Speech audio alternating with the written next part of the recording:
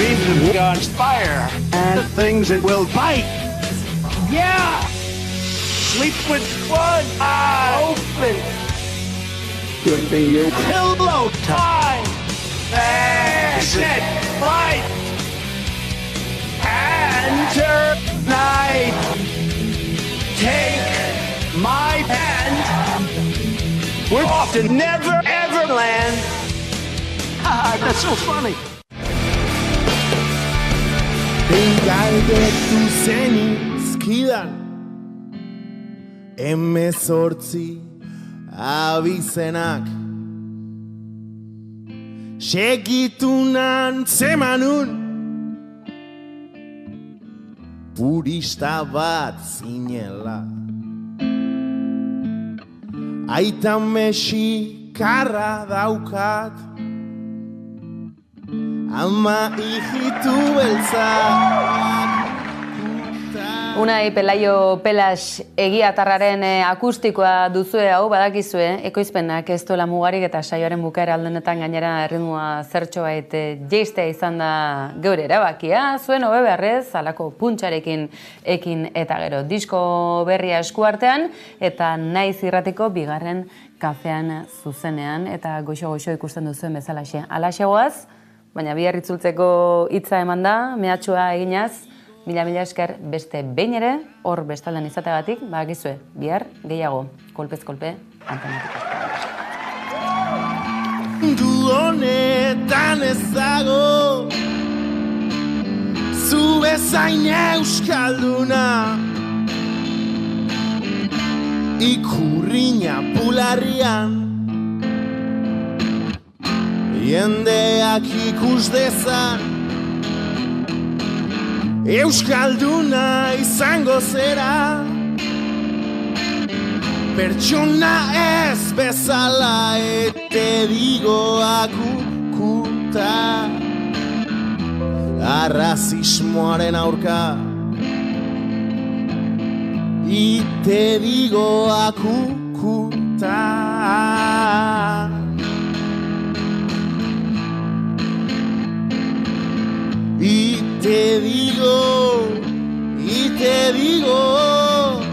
Te digo akukuta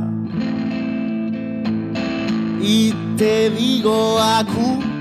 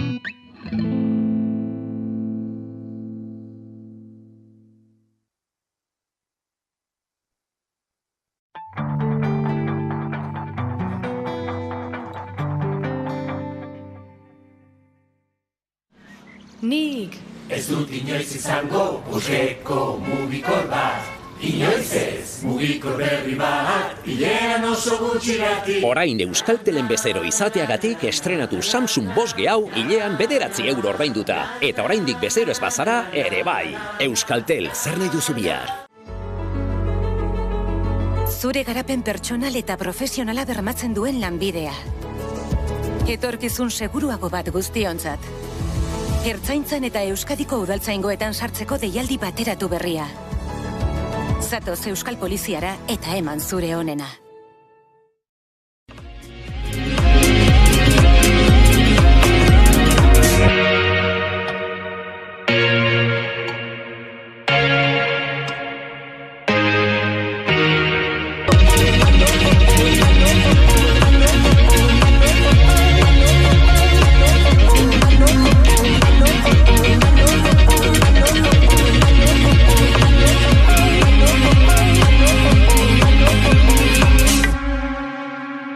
Eko, bete. Itzali. Aiene, bizikleta. Eguneroko keinu txikiekin energia aurreztu dezakegu.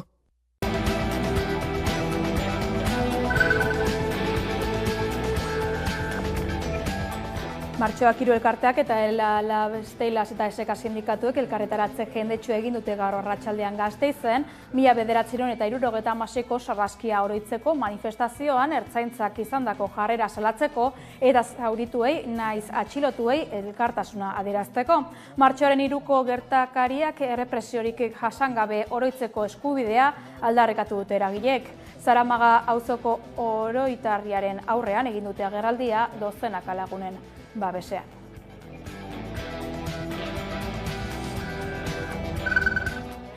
Hizkuntza eskakizunen aurkako azken epaiak salatzeko, ehunka langilek eta eragile politiko, sindikal eta sozialetako kideek protesta egin dute gaur eguerdian Bizkaiko Foru Aldundiaren aurrean Bilbon Euskalgintzaren Kontseiluak eta ELA eta Lab sindikatuek deituta.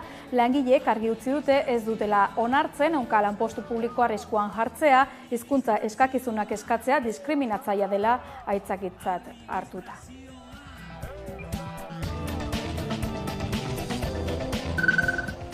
Sei gazte atxilotu dituzte Lapurdin, U14 kolektiboak uztailaren 14an antolaturiko manifestazioan kalte materialak eragin izana eta Baionako erretreten erreformaren kontrako istiluetan parte hartu izana leporatzen diete.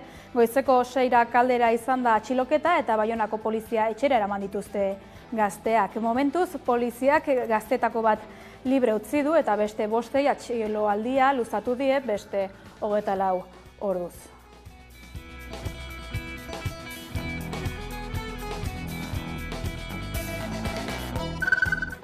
Kiroletan, Javier Clementek kargua utzi zuenetik Euskal Futbol selekzioa hautatzailerik gabe zegoen. Bada argitu da nork hartuko duen haren lekua, Jagoba Arrasatek. Hala, Osasunako teknikariak zuzendutako selekzioa hilaren 23an Uruguairen aurka San Mamesen jokatuko duen norgehiagokan ibiliko da.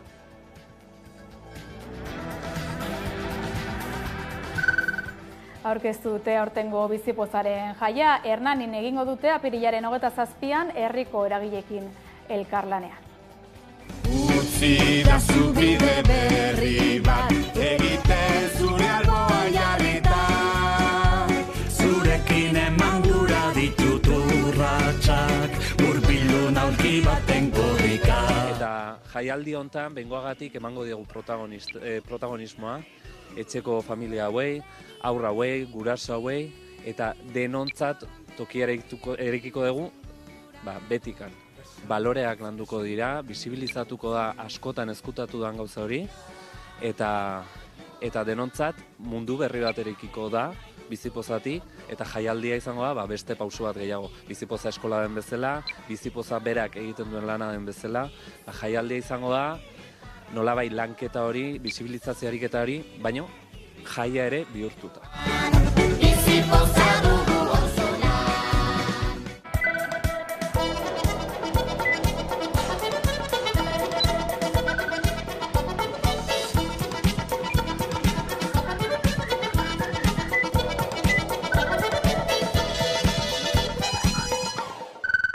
Gabon guztioi, Euskalgintzaren Kontseiluak eta ELA eta Lab sindikatuek deituta elkarretaratzea egin dute Bizkaiko Aldundiaren egoitzaren atarian Bilbon. Euskararen kontrako oldarraldi judiziala salatzearekin batera txalotu egin dute epaiei helegitea jartzeko Aldundiaren erabakia.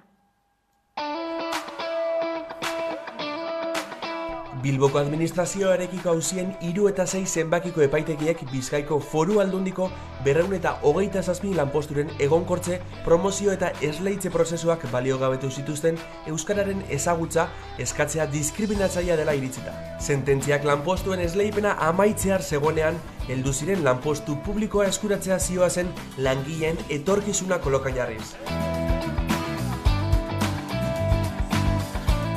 Euskalgintzaren Kontseiluak, ELAk eta Labek elkarretaratzea egin dute sententziek euskararen normalizazioa oztopatzen dutela salatu eta langileen eta herritarren eskubideak aldarrikatzeko. Euskararen aurkako azken epai judizialak salatzeko eta adierazteko ez dugula onartzen ehunka lanpostu publiko arriskuan jartzea hizkuntza eskakizunak eskatzea diskriminatzailea dela aitzakiatzat hartuta. Gaztelera jakitea derrigorrezkoa da lanpostu guztietan. Euskara jakitea batzuetan soilik. Bizkaiko Foru Aldundiak epai hauei errekurtsoa jartzeko hartutako erabakia txalotu nahi dugu. Eta prozesu judizialei aurre egiteko behar diren bitarteko guztiak jartzeko eskatzen dugu.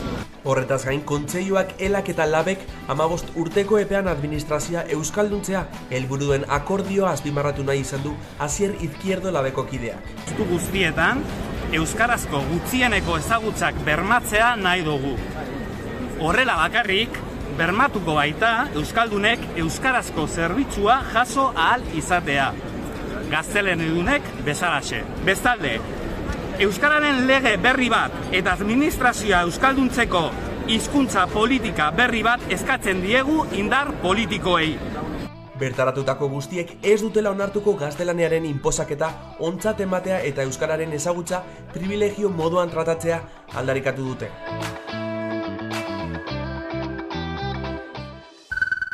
Frantziako poliziak 6 gazte atxilotu ditu astearte goiz honetan, U14 kolektiboaren ekintzekin eta erretreten reformaren kontra izandako manifestazio batekin lukete lotura atxiloketek. Momentuz, poliziak gazteetako bat libre utzi du eta beste 5 atxiloaldia luzatu die beste 24 orduz.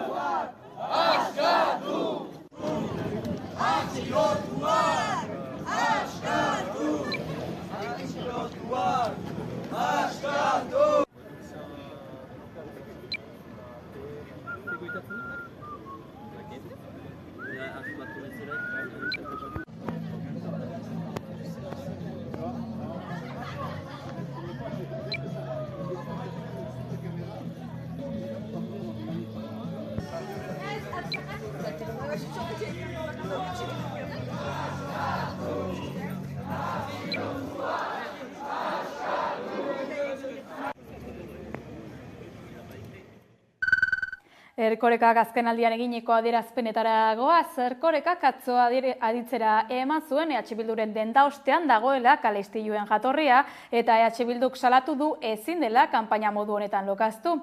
Entzun Josu Erkoreka segurtasun sailburuaren hitzak.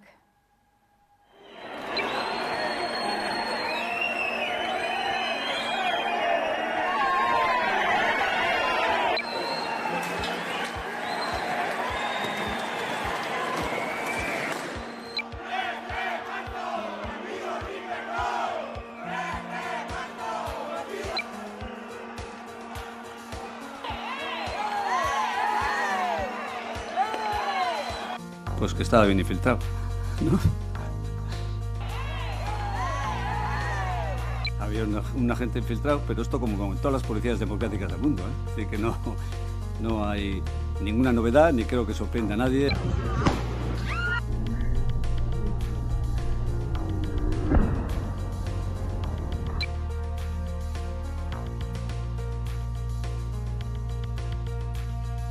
Zauritutako persona ez zegoelan kasualitatez.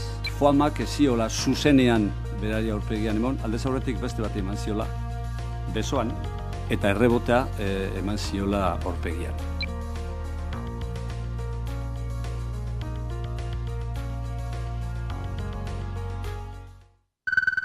Martxoak 3 elkarteak eta ELA Besteilas eta SK sindikatuek elkarretaratze jendetsu egin dute gaur arratsaldean Gasteizen.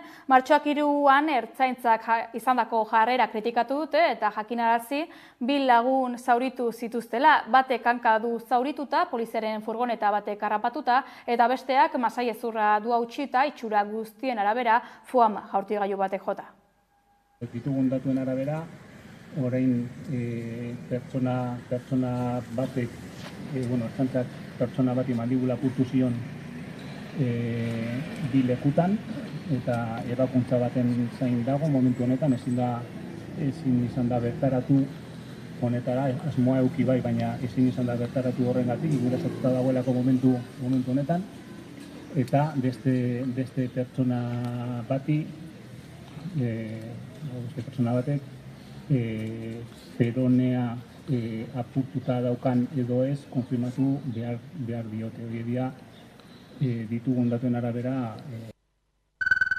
Eusko Jaurlaritzako Segurtasun Sailburu Josu Erkorekaren adierazpenetara itzuliz, jakinarazi zuenez Gobernu Kontseiluak Araba, Bizkaia eta Gipuzkoako udaltzainen baliabide tekniko eta defentsakoen erabilerari eta motari buruzko araudia onartu du. Beraz, su armak udaltzainen ohiko tresna bilakatuko dira aurrerantzean.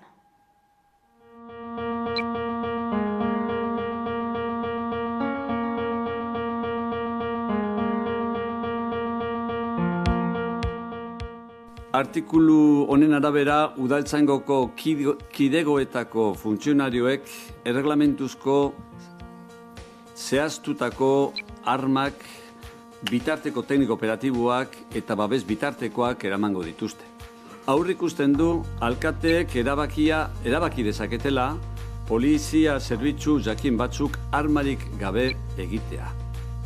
Hori bai, bizitzarako eta osotasun fizikorako arrisku larririk ez dagoen zerbitzuetan bakarrek egin ahal izango dute hau.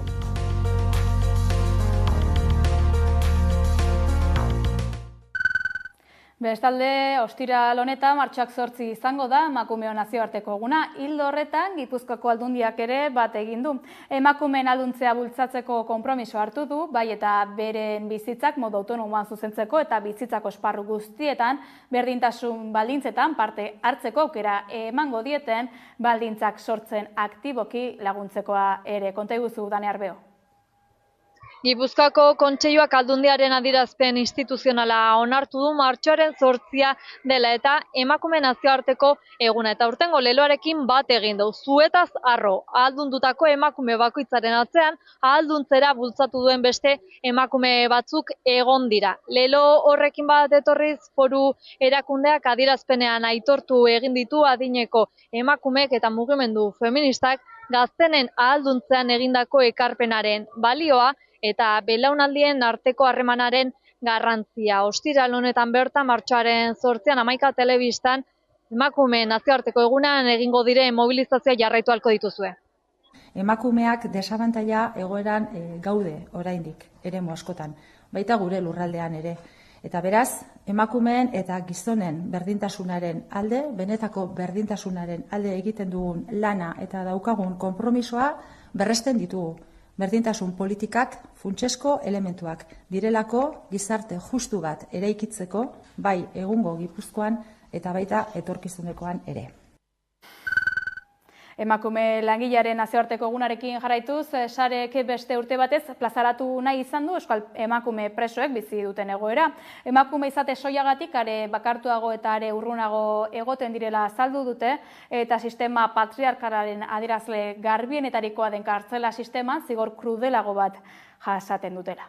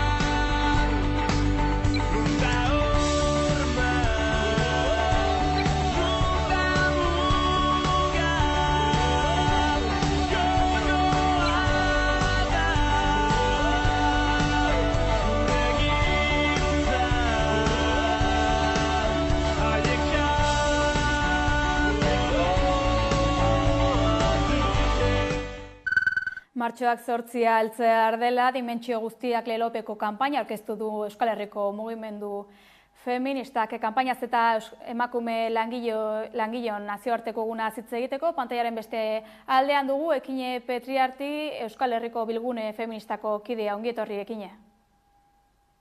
Kaixo, arratsaldeon. Martxoak 8 honetan emakumeok badugu zer aldarrikatu zuen ustez, ezta? Bai, hori da. Bueno, aurten kaleak hartuko ditugu gure bizitzekin negoziorik ez hace Oskar Goya lelopean, ez? Emakume langilo bize ditugun egoera prekario eta kaskarrak salatzeko asmoz. 3 hilabete inguru pasatu azaroaren 30ean greba feminista orokor egun hartatik, ez? Egun historiko hartatik, zeinetan kalera ateratzeko arrazoi asko genituen, eta martxoak 8 aurten, martxoak 8 honetan ere, bide horretatik jarraituko dugu. Bai, barkatu, jarraitu. Urgentziazko egoerei aurre egiteko neurri eta irtenbide zehatzak eta berehalakoak exigitzeko, ez? Izan ere, zein da Euskal Herriko emakumeok bizi duguna? Bueno, besteak beste, azaroak 30ean salatu genuena, ez? Zaintza lanak gure gain jausten direla, ez? Eta, hor badagoela aitorturik gabeko lan bat, ez? Zaintza lanena eta oso feminizatua dena, oso familiarizatua dena, eta hori gaur egun onartezina da, berriro diogu onartezina dela, zaintza sistema guztiz privatizatua eta familiarizatua egotea, eta feminizatua eta baita razializatua ere, ez? Beraz, hori jasaten dugunean, gure aldea bada, martxoak 8an horrekin jarraitzea, eta besteak beste, soldata arrakalarekin ere, ez? Zeinak, pentsioetan, zuzenean ikusten den, ez? Nola, sexu lan banaketa, sexuaren aberako lan banaketa, ondorio larriak dituen emakume pentsiodunengan eta pentsio horietan. Zaintza sistema publiko eta komunitario baten alde egingo duzue beraz, beste aldarri batzuekin batera.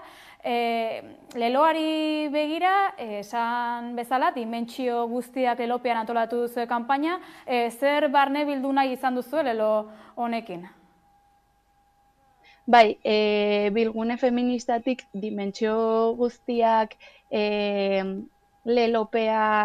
lelopean atera gara kanpainan martxoak 8 honetan, besteak beste aldarrikatzeko indarkeria matxistak eta gaur egun jasaten ditugun egoera prekario guzti horiek dimentsio ezberdinak hartzen dituela, eta horri erantzun bat emateko eta erantzun integral bat emateko, gurea ere badela, gure borroka ere badela, dimentsio guztiak hartzen dituena, eta hori dela gure aldarria, ez?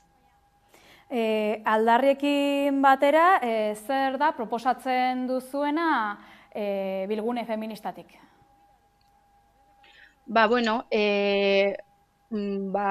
Orain arte ibili garena esaten, ez? Antolakoa feminista dela bidea guzti hau, sistema heteropatriarkal hau iraultzeko eta benetan errotiko eraldaketak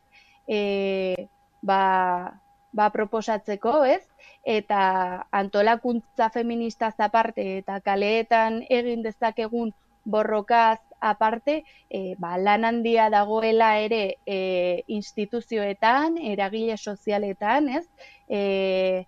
Lan eremuan, eta exigitzea ere hartu behar duten ardura horiek, ez? Eta badela ere pilota gobernuen eta instituzioen teilatuan. Badela ordua gobernuek haien ardurak hartzeko beraz. Ostiral honetara begira, Euskal Herriko feministek herri eta hiriburuak aldarriz beteko dituzue, nolako ekintzak antolatu dituzue?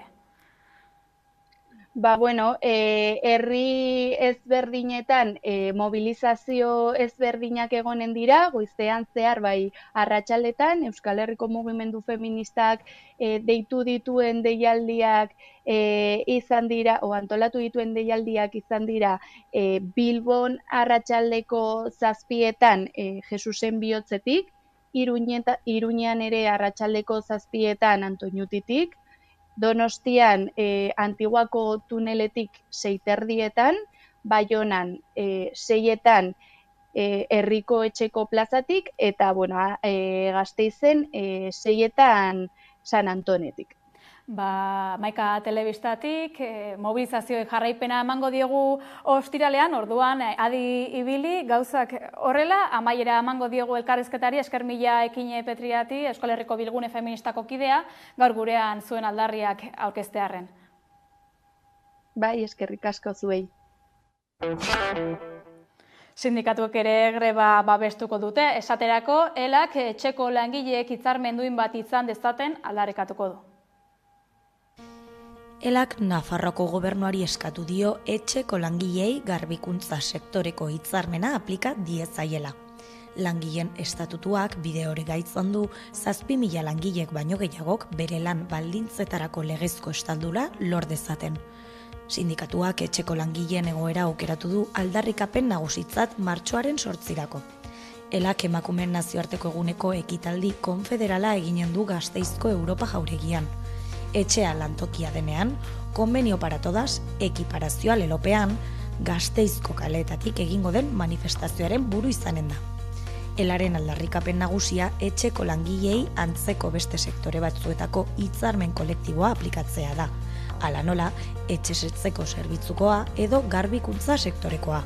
Sektorearen prekarietatea azpimarratu du Silvia Guillenek, gehien bat emakume migratzaileek jasaten dutena. Baina zergatik gertatzen da hau? Hau gertatzen da ez dagoelako zaintza sistema publiko, doako eta unibertsalik. Eta hau Ela sindikatuak askotan aldarrikatu izan duen gauza izan da, adibidez erresidentzietako grebarekin edo haurreskoletan 0-3ko egoerarekin. Eta publikoa izan beharko lukeen zerbitzu baten doakotasuna bermatzen duen sistemarik ez dagoenean, zer gertatzen da, familiek hartzen dutela bere gain zaintza lan hauek. Eta zer egiten dute familiek, preziorik merkeenean azpikontratatzen dituzte langile hauek. Saio Aurrizak langileen estatutuaren 82. artikulua aplikatzeko eskaera egin dutela adierazi du. Hau baimentzen du 82. artikulu hau, hitzarmen bat negoziatzeko alde legitimaturik ez dagoenean, eta esparru honetan hau da kasua, aukera hori ikusi dugu, ez? EAen bai bilatuko dugula modua etxeko laguntza zerbitzuko hitzarmena aplikatzeko, baina Nafarroan ez dugu aukera hori, hitzarmen hori ez delako existitzen. Orduan gure aukera izan da eskatzea edo exigitzea Nafarroako eraikinen eta lokalen garbiteketako hitzarmena aplikatzea. Uste dugulako sektore batean eta bestean ematen diren funtzioak nolabait berdintsuak izan daitezkela edo funtzioetariko batzuk berdintsuak izan daitezkela. Beraz, Nafarroako gobernuari eta administrazioei erantzunkizuna bere gain har dezaten eskatu diete indarrean dauden sektoreko hitzarmenak aplikatuz. Ostiralean gaur eskatutakoarekin bat eginen dute. Hirigintzan, Iruñaragoaz, txantreak bero zentral berria du. Iruñarriko 2000 etxe bizitza ikastetxe bat eta 2 kiroldegi inguru berotuko ditu. Maria Txibite Nafarroako presidenteak txantreako bero zentral berria bisitatu du. Ekimena aitzindaria da Espainian, lankidetza publiko eta pribatuko formulak direla medio. 4.500 etxe bizitza eta zentro publiko berotzeko helburuarekin, zentral honek eta Nafarroako berosareak 3 eraikin publiko eta 2000 etxe bizitza ditu berosarera konektatuta. Bestalde, proiektu honek 80% murriztuko du atmosferara isurtzen diren gasen kopurua. Bultzada handia ere da gure tokiko baliabidei esker energia independentzia handiagoa lortzeko. Horren ondorioz murriztu egiten da herritarrek energiaren prezioen aldakortasunaren eraginpean duten esposizioa, eta hori ere orain dela pare bat urtetik jasaten ari gara bereziki. Beraz, tokiko, jasangarriko eta hurbileko lehen gaiekin beroa sortzeko pentsatuta dago, eta horrek eragin oso positiboa sortzen du ingurune osoan. Podemos concluir con que se trata de un proyecto de éxito y lo es por muchos motivos, algunos de ellos ya han sido mencionados, pero igualmente sí que los quiero recalcar. Se trata de un proyecto local que ya está calentando con energía térmica alrededor de 2.000 viviendas, un colegio, 2 polideportivos, gracias a la utilización de la biomasa. Zentralaren edukiera osoa erabat garatuko da bigarren fase batean. Gehienez 2028an martxan egotea espero dena. Eta 4.500 etxe bizitza horien berokuntza eskaerari erantzutea ahalbidetuko duena. Instalazio berriak 13,8 milioiko inbertsioa izan du guztira, eta Nasuginsak bultzatu eta Engiel taldeak ustiatu du. Distrikalor filial Nafarraren bitartez. Gobernuak adierazi zuen inbertsio hori foru intereseko inbertsio gisa egin zela 2019an. Adierazpen horrek erakusten du gure erkidegoak konpromiso sendoa duela klima aldaketaren aurrean.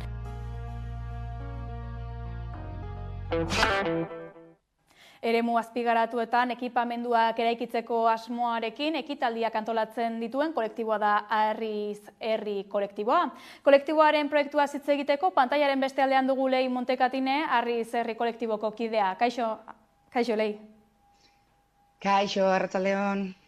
Lehenik eta behin, konta iguzu zer da Harriz Herri kolektiboa eta non du jatorria? Ados, behitu, egiten duguna da, garapen bidean dauden, bai, zonaldeetako komunitatei, kanpo babes ekonomiko, tekniko eta soziala eman. Bai, zer da, guk lagundu egiten diegu, behar dituzten zona komunak, haien garapenerako eta, horiek guztiek eraikitzen.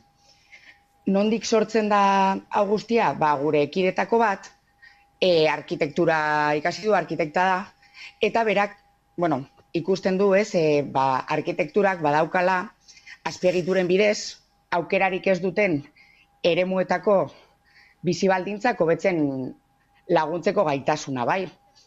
Eta hasierin zen, bilatzen olako elkarteren bat, zeukana proiektu bat, zeguk ez dugu berez proiektua planteatzen.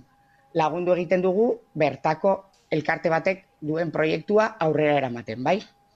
Orduan, Mafanikio elkartearekin topo egin zuen, Enbogolo Keniako herrixka batean, bai, eta hien asmoa zen eskola bat eraikitzea.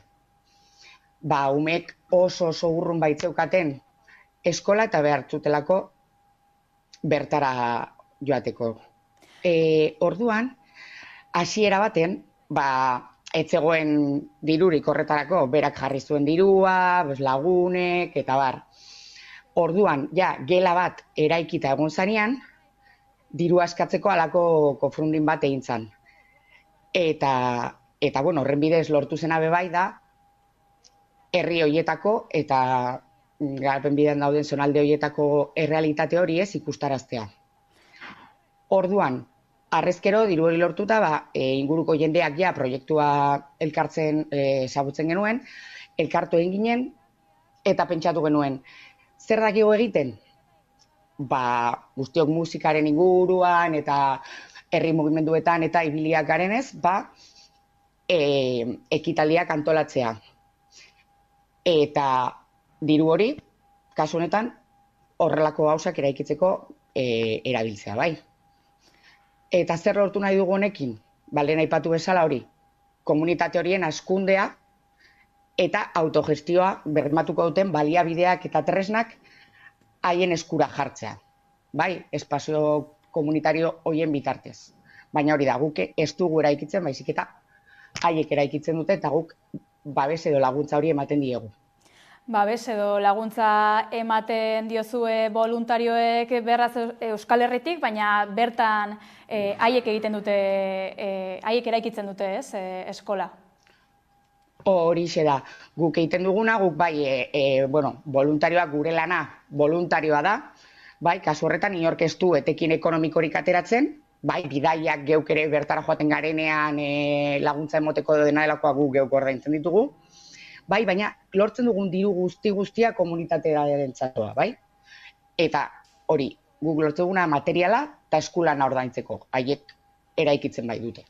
Sare sozialetan ere ikusi daitezke irudiak, gaur egun Kenian eraikitzen ari zareten eskolaren irudiak, eta baita Euskal Herrian bertan autogestionatuta sortu dituzuen hainbat ekintza, gehien bat musikari lotuta daude ekintza hauek, ezta?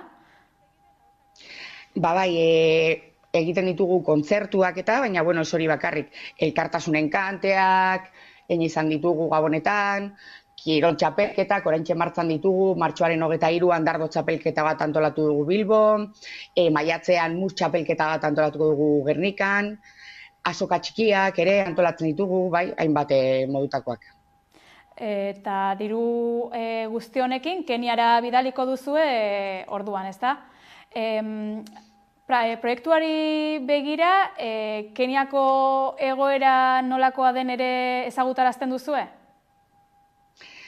Bai, kontua da guk oraintxe, aipatu duzu eskola eraikitzen ari garela hori izan da, orain arte izan dugun proiektua, bai? Eta hori, jada, amaitzear dago, bai? Ze azkenengo zatia geratzen da, bai, espazio komunitarioa, han izan eskola, eta espazio komunitario bat eraikitzen ari dira. Eta hori ja, haiek eraikitzen ari dira, bai? Ja ez dute gure laguntza behar, orduan nolabait, lortu egin dugu, edo beteta dago, nahi genuena, haiek euren kaxa moldatzea, bai. Eta orain, beste proiektu batekin hasiko gara. Hauxe, Babadogon dago, Nairobiko kanpoaldean dagoen zonalde industrialean, bai. Eta hango jendea, lantegi artean pilatuta bizi da eta instituzioek bastiete inongo babesik emoten, ez diete inongo lekur ikusten, ez dute ezer egiten, haiek haien bizitza hobetu dezaten. Orduan, bertako emakumen elkartearekin, GOL, eta Nairobiko beste elkarte batekin, Environmental Justice, bai, jarri gara harremanetan, haiek jarri dira harremanetan gurekin. Keniako beste lehen esan dugun beste elkarte horren bidez, bai, guk lan egiten genuena, eta eraiki nahi dute, bai, espazio bat, ibai ertzean, bai, ibaiaren inguruan. Eta han eraiki nahi dituzte liburutegia, hortua, umeentzako jolastokia, eta emakumeek elkartu eta guri guztiak kudeatzeko espazioa bai, bai. Eta horixe berez da egoera, kerian komunitate hauek ez duten nahi izaten inongo babesik haien bizitza, bizibaldintzak eta behar duten guzti hori aurrera eramateko. Bai, orduan haiek euren kaxa behar dute dana. Eskolaren helburua lortu duzu edo amaitzen zaudete beraz, eta orain liburutegi, jolastoki eta beste espazio agian handiago batean lanean hasiko zarete. Euskal Herritik nola egin aldiogu ekarpena kolektiboari? Nola lagundu genezake? Hori da.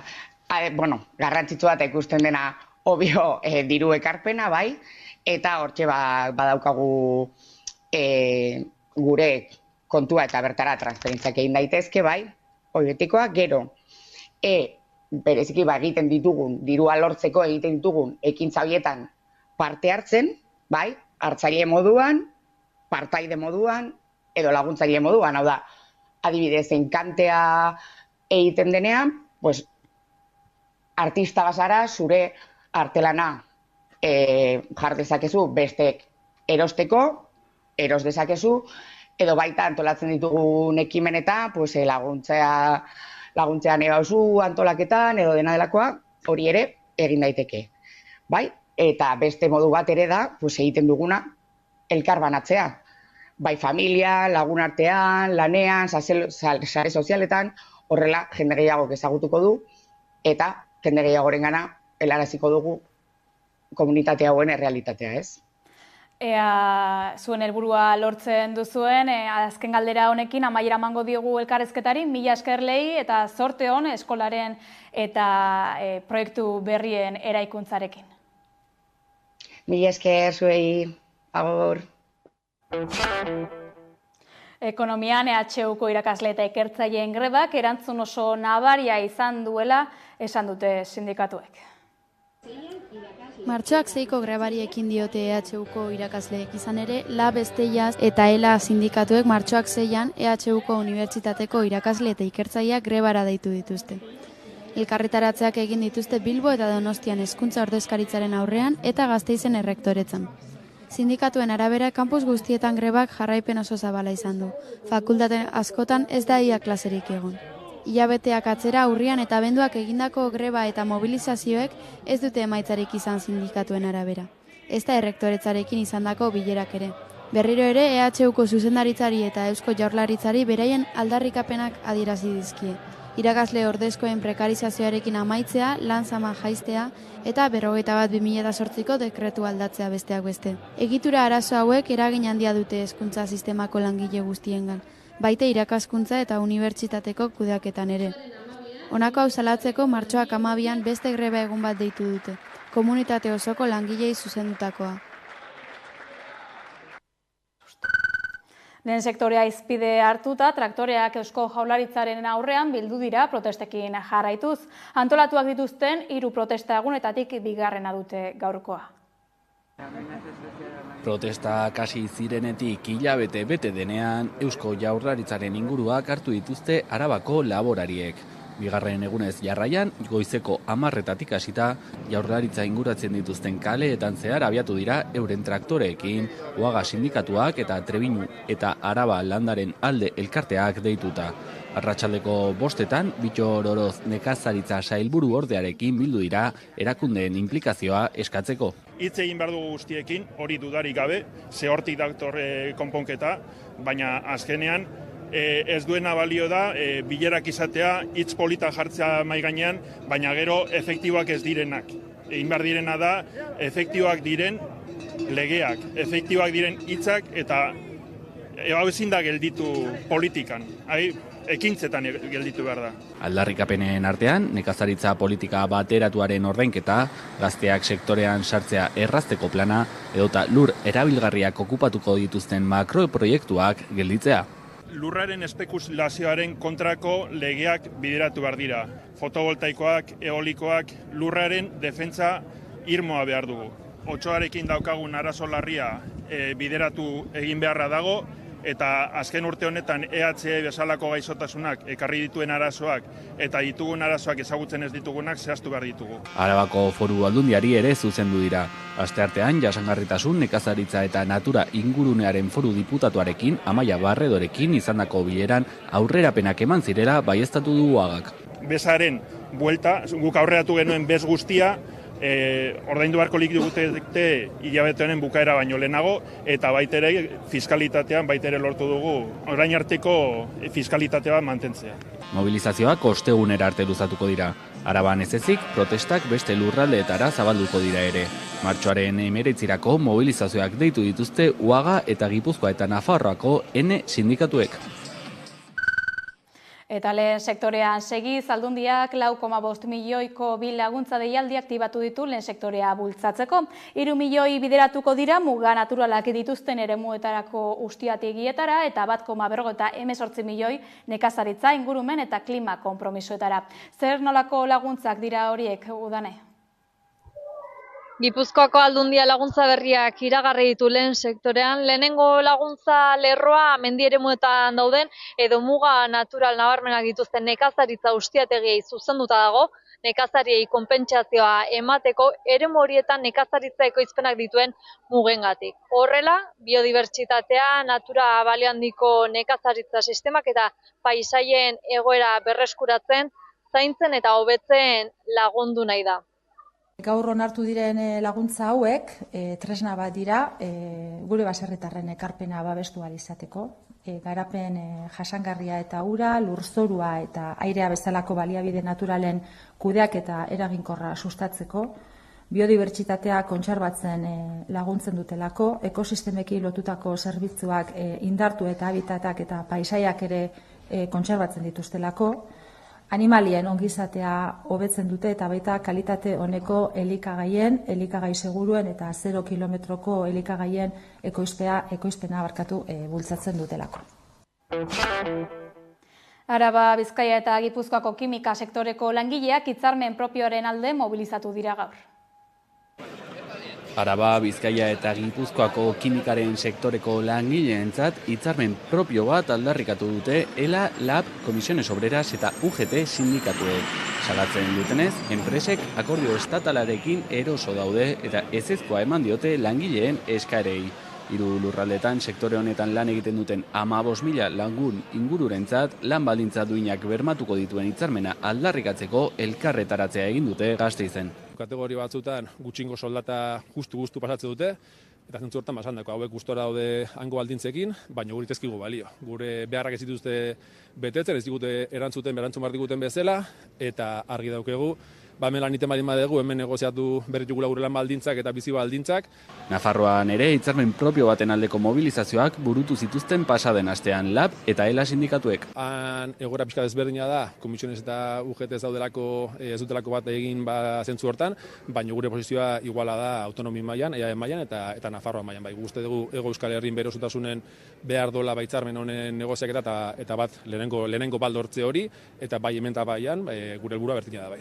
Patronaletatik erantzunik jaso ezean, mobilizazio gehiago adosteko asmoa erakutsi dute sindikatuek. Garraio publikoetako langilei begira, Bizkaian Bizkaibus autobus zerbitzuetako langileek greba egingo dute martxoaren 19an, langileen segurtasun ezaren gorakada salatzen dute. Bizkaibuseko langileek 24 orduko greba deitu dute martxoaren 19irako, 1.300 langile baino gehiagorekin. Langileen aurkako eraso fisiko eta oskoen berrerortzea eta horrelako ekintzen larritasuna areagotzea salatzeko. ELAk ohar baten bidez jakinarazi duenez, eraso fisikoak eta oskoak ugaritu egin dira eta egoera horiek berriro gertatu dira. Sindikatuek salatu dute urteak daramatzatela eraso fisikoen gorakada, irainen normalizazioa eta errespetu faltak salatzen. Sindikatuen ordezkariak adierazi dutenez, Bizkaibuseko langileek urteko 365 egunetan eskaintzen dute zerbitzu publikoa. Zentzu horretan, errespetua eskatu dute lanera joan ahal izateko, eta urtero garraiatzen dituzten milioika erabiltzaileek hartatzeko, eta ia guztien eguneroko babesa eta errespetua eskertu dute. Hala ere, aitortu dute kezkatuta daudela langileak beren lanpostuetara segurtasunez joatea zailtzen duten egoeren gorakadagatik. Sindikatuek adierazi dute badakitela egoera horiek ez direla Bizkaibusen bakarrak eta Bilbobus, Metro eta Euskotreneko kolektiboek egunero pairatzen dituztela horrelako egoerak. Hori dela eta kolektibo horiei grebarekin bat egiteko deia egin diete. Sindikatuek langileen segurtasuna bermatzeko neurriak hartzeko eskatu diete Bizkaibus ustiatzen duten enpresei eta benetako neurriak izan behar direla defendatu dute. Era berean Bizkaiko Foru Aldundiari eskatu diote eskuar dezala gaian, eta gainera mekanismoak sor daitezela ekintza horiek egiten dituztenentzat ondorioak izan ditzaten. Martxoaren 19an kaleratzerako direla berritzi dute sindikatuek, kalitatezko zerbitzu publikoa defendatzeko, eta zerbitzua ematen duten pertsonak lehen pertsonan jartzeko. Jarraian segurara goaz iparegoa ekimena ezagutzera. Ikusi. Iparregoa erdi kasualidadez sortetako zerbait dela esango genduke, badieia urte batzuk, segurako herritar batzuk juntziela baztandarren biltzarrea, eta topatu ziela txaranga batekin, eta elkarrekin kantun hasi zien, eta txaranga hori Urruña ingurukoa zen, eta hizketan hasi zien, beste baten elkartu zien, eta erabaki zen, behi da, ze gertu garen bi herrik eta ze distantzia da ez ezagutzagatik batez ere, elkar ez tegulako ondo ezagutzen, eta muga bat, betik gaiendu nahi izan den muga bat oan jo existitzen zara, ez bakarri fisikoki, gure elkarreko harremanetan. Muga hori hautsi nahien, herrin zerbait itea ongo zala eta ekintza batzuk antolatzen hasi zien, eta bukatu do, 27 edizio behan dugu, Iparregoa hau dena izaten. Ez da hau dena, bada kultura, die harremanak, da euskera, eta aldi beren, nolabait astebetez batez ere saiatzen gai irudikatzen zein izango litzateken guretzako Euskal Herri utopiko bat edo zein izango litzateken guk bizi nahi duen Euskal Herri bat. Modu ezberdinetan landu da, urtero gai ezberdine jorratu die, gai horiek ezagutzen junala, eta gai horiek lantzen junala, Euskal Herri horrei ekarpenak egiteko.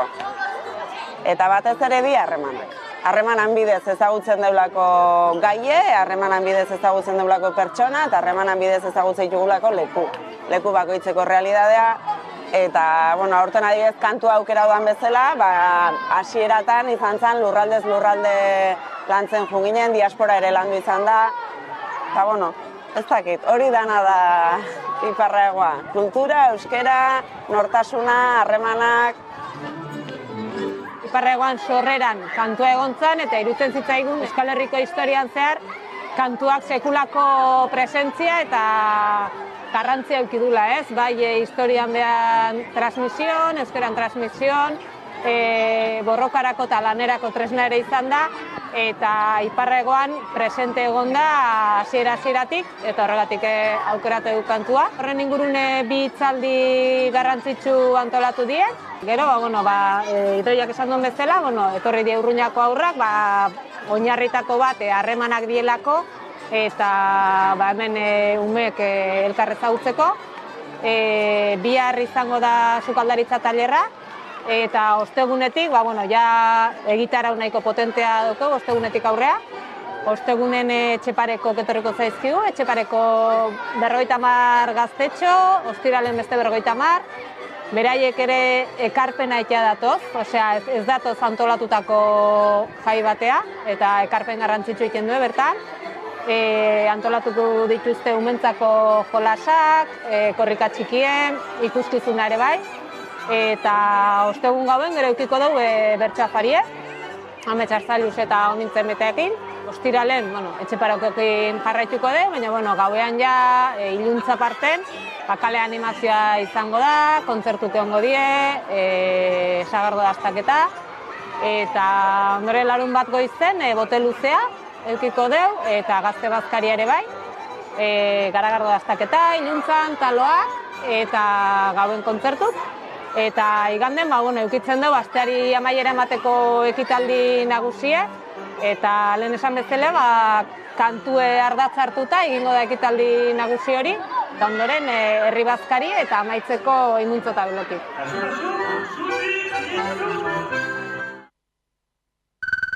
Euskal Herriko musika garaikideari estoki lotuta agertzen da Muguruza bizenan. Inigo eta Ferminen anaia, Javier Muguruzak, baina 1900 eta 1980ko hamarkadatik aurrera egindako kantautore ibilbideak egin du ezagun.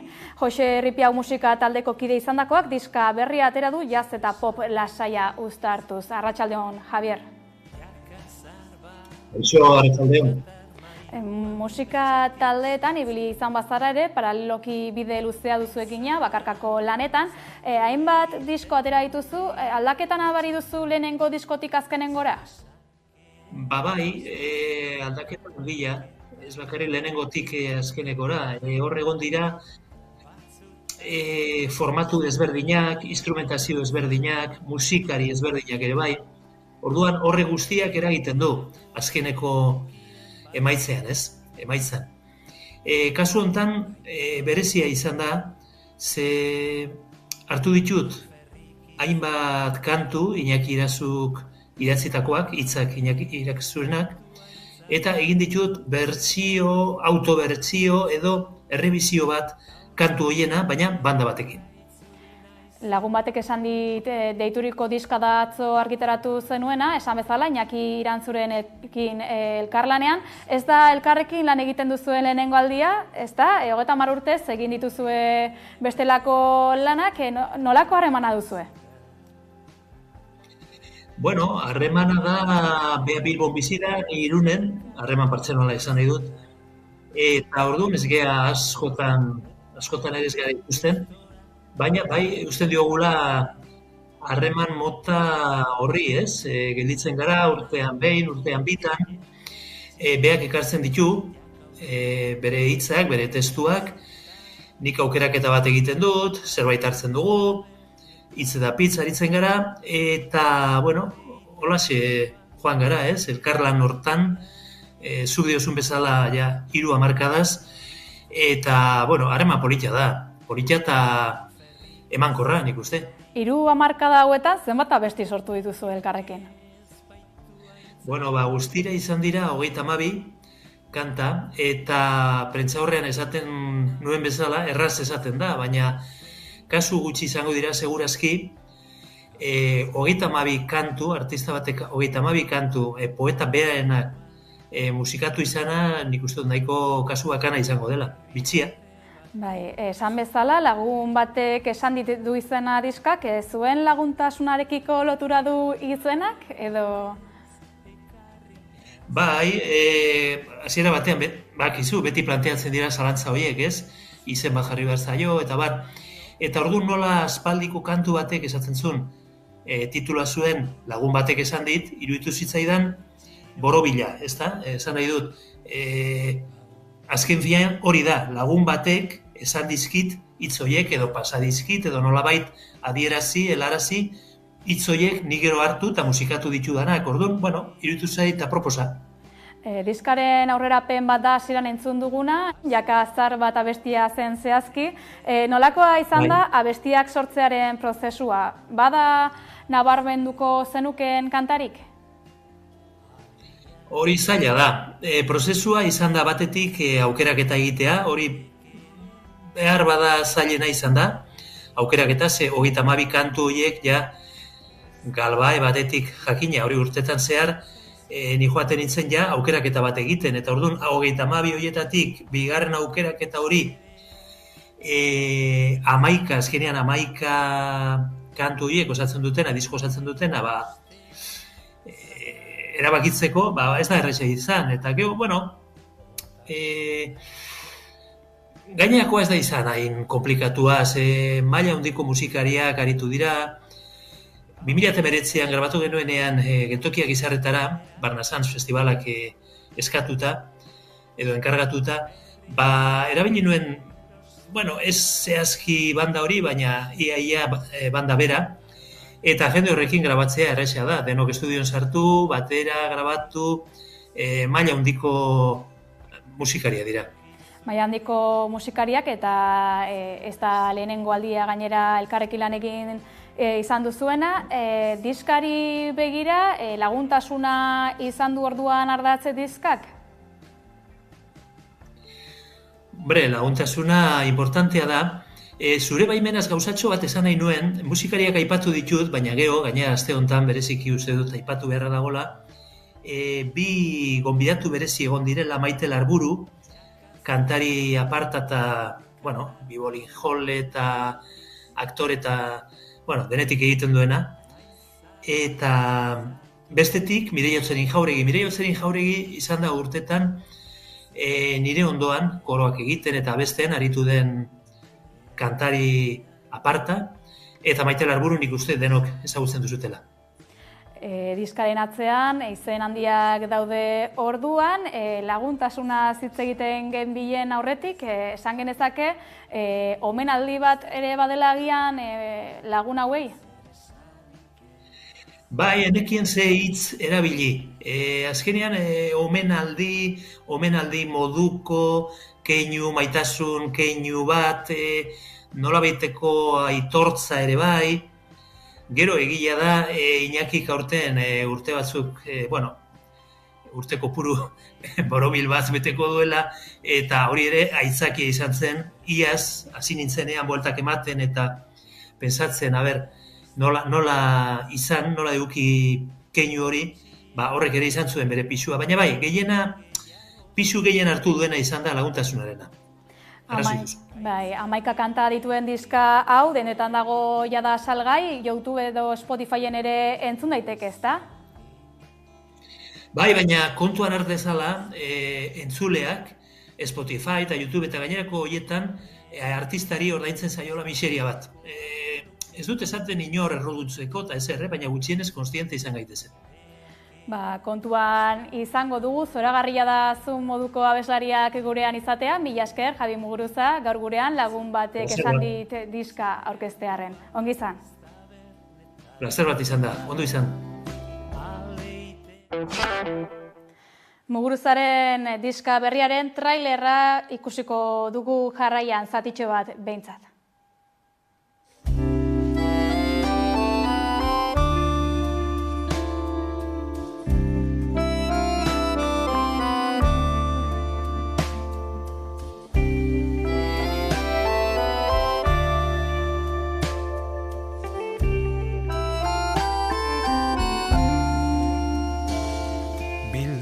zara, gauian iratzarri, zure etxeko logela ilunia.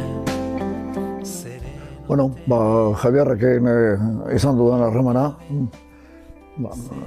urte guzti hauetan, lehenengo hitza, otutzen zaidana, izan da,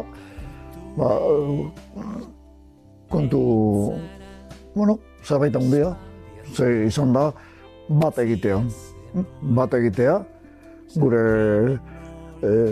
leku batean, leku berean, da leku hori, esango nuke, poema dela, ez da? Poema leku bat bezala. Alde horretatik, bat egite hori, edo leku berarekin lotze hori, batasun bat edo dagoela esango nuke, elkarrekin egokitze bat egite bat, hor barruan. Hori alde batetik, eta hori hitz batekin esango nuke bitxia dela.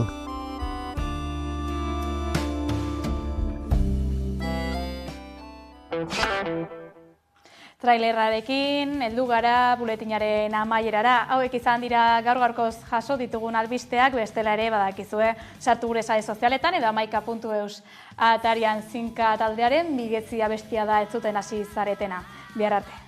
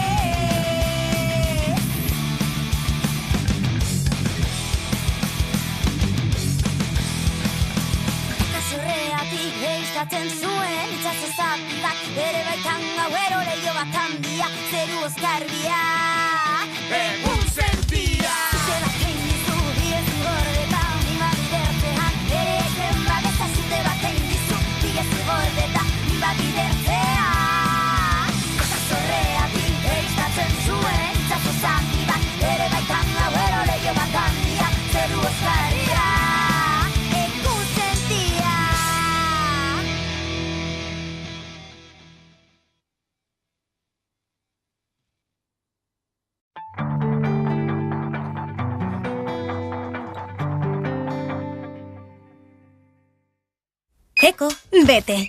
Itzali. Aiene, bizikleta. Eguneroko keinu txikiekin energia aurreztu dezakegu.